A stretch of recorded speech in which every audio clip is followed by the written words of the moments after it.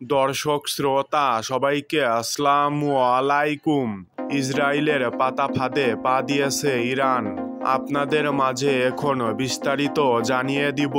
Iran থেকে ছোড়া missile ও drone ইসরায়েলের প্রধানমন্ত্রী বেনিয়ামিন নেতানিয়াহুকে বিশেষ একটা সুবিধা করে দিল।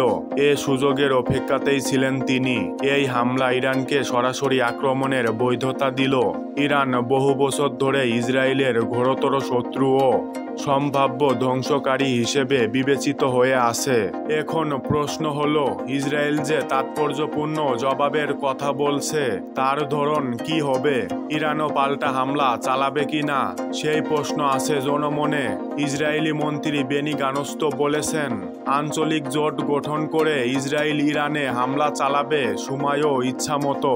যুক্তরাষ্ট্র, ব্রিটেন ও ইসরায়েলের অন্য মিত্র দেশগুলোর উচিত নেতানিয়াহুকে সোজাসুজি বলে দেওয়া যে সামরিক, কূটনৈতিক ও রাজনৈতিক যে সমর্থন সেটি শর্ত সাপেক্ষ।